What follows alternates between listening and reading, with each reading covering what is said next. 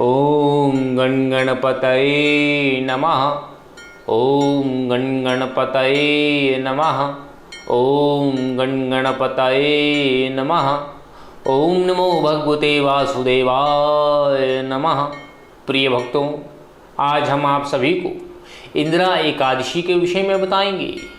इंदिरा एकादशी का क्या महात्मा है, उसके सुनने से क्या पुण्य प्राप्त होता है तथा इंदिरा एकादशी से संबंधित पुराणों में जो कथा प्रचलित है उसे आज हम आप सभी को सुनाएंगे। आप सबसे प्रार्थना है और निवेदन है कि कृपया इस एकादशी की कथा को और इसके महात्म्य को ध्यान और श्रद्धापूर्वक सुने, ताकि आपका परलोक सुधर जाए और आपका जीवन कल्याणमय हो जाए। चलिए शुरू करते हैं। ओम नमो भगवते वासुदेवाय नमः। अथ इंदिरा एकादशी महात्मा। महाराज युधिष्ठिर बोले, हे भगवान, अब आप कृपा पूर्वक अश्विन मास के कृष्ण पक्ष की एकादशी की कथा को कहिए। इस एकादशी का क्या नाम है तथा इस एकादशी के व्रत को करने से कौन कौन से पुण्य फल प्राप्त होते हैं, सो सब आप समझकर विस्तार पूर्वक समझाइए।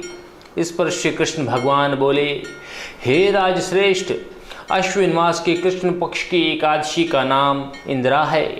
इस एकादशी के व्रत करने से मनुष्य के समस्त पाप नष्ट हो जाते हैं तथा नरक में गिरे हुए उनके पितरों का भी उद्धार हो जाता है। हे राजन, इस एकादशी की कथा को सुनने मात्र से ही वाजपेयी यज्ञ के फल की प्राप्ति होती है। प्राचीन सतयुग में महिष्मती नाम की नगरी में इंद्रसेन नाम का प्रतापी राजा राज्य करता था। एक समय जबकि राजा अपनी राज्य सभा में सुखपूर्वक बैठा था, महर्षि नारद आकाश मार्ग से उतरकर वहां आए। महर्षि नारद बोले कि हे राजन, आपके राज्य में सब कुशल है। मैं आपकी धर्मपरायणता देखकर अत्यंत प्रसन्न हूँ। तब राजा बोला, हे महर्षि, आपकी कृपा से मेरे राज्य में सब कुशल पूर्वक है।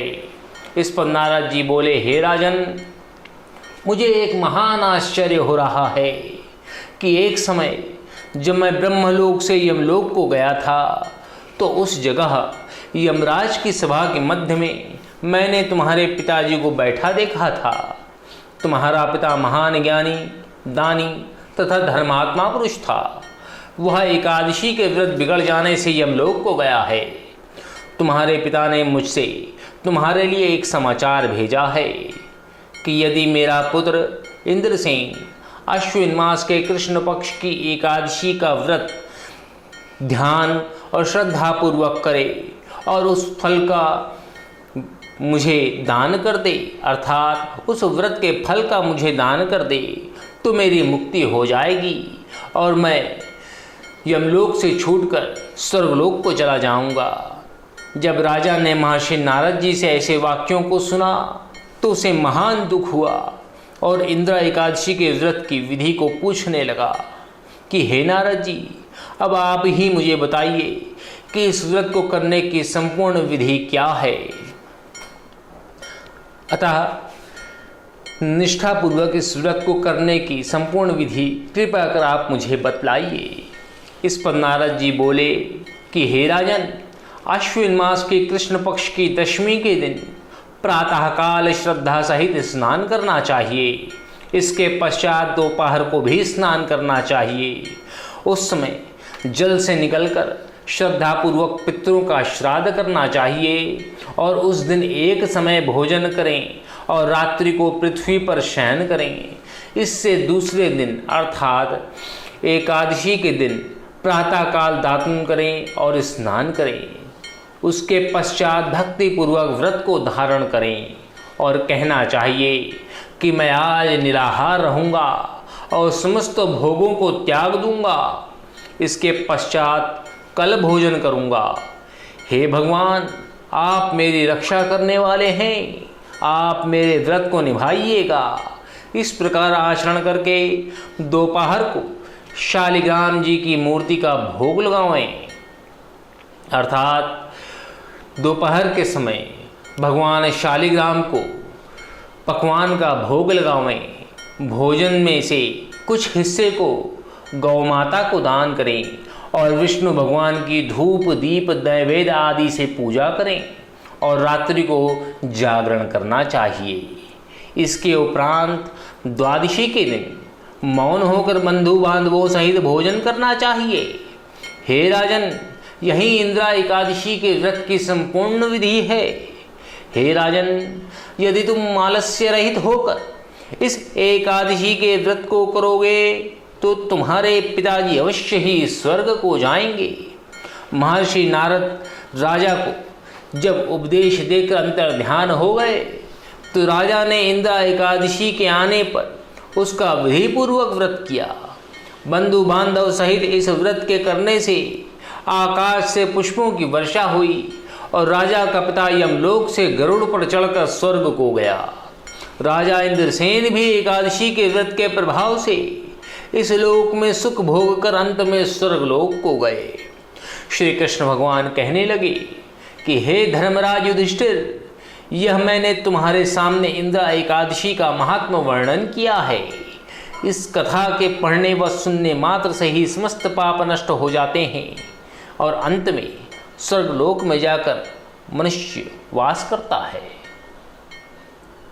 इंदिरा एकादशी का सबसे अधिक महत्व इस बात से सिद्ध होता है कि जो भी मनुष्य श्रद्धापूर्वक इंदिरा एकादशी का व्रत करता है उसके पितृ तर जाते हैं और पितृ प्रसन्न होकर सुख समृद्धि वंश वृद्धि उन्नति आदि का आशीर्वाद देते हैं।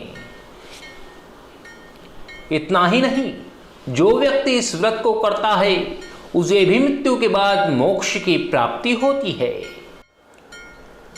अतः हम कह सकते हैं कि एकादशी के व्रत के पुण्य कहे या सुने नहीं जा सकते, क्योंकि वो असीमित होते हैं। जैसा कि सूत जी महाराज ने प्रारंभ में ही शौनक आदि 88,000 ऋषियों से बोला था कि एक वर्ष के अंदर 12 महीने होते हैं और एक महीने में 2 एकादशियाँ पड़ती हैं, सो एक वर्ष में 24 एकादशी होती है। परंतु जिस वर्ष लौंध अर्थात अधिक मास पड़ता है उस वर्ष 2 एकादशी बढ़ जाती है। इस तरह कुल 26 एकादशियाँ होती हैं। इन एकादशियों के नाम निम्नलिखित हैं: उत्पन्ना मोक्षदा अर्थात मोक्ष प्रदान करने वाली, सफला अर्थात सफलता देने वाली, पुत्रदा अर्थात पुत्र को देने वाली, षष्ठितिरा जया विजया, आमल की पाप मोचनी पापों को नष्ट करने वाली, कामदा बरुथनी, मोहिनी, अपरा, निर्जला, योगिनी, देवशयनी, कामिदा, पुत्रदा, अजा, परिवर्तनी, इंद्र, पाशांकुशा, रमा, देवोत्यायनी, लौंद अधिक की दोनों एकादशियों का नाम क्रम अनुसार पद्मिनी और परमा है। ये सब एकादशी यथा नाम तथा गुण वाली हैं। इन एकादशियों के नाम तथा गुण उनके व्रत की कथा सुनने से मालूम हो जाते हैं। जो भी मनुष्य इन एकादशियों के व्रत को शास्त्र अनुसार करते हैं उन्हें उसी के फल की प्राप्ति होती है। अतः आप सभी से हमारा ये निवेदन है कि आप सभी को एकादशियों के व्रत को करना चाहिए। एकादशी के व्रत को करने के लिए मन में पूर्ण आस्था और श्रद्धा होनी चाहिए और हमारे मन में भगवान श्री हरि विष्णु के प्रति पूर्ण प्रेम, आस्था, श्रद्धा और विश्वास का होना निश्चित है।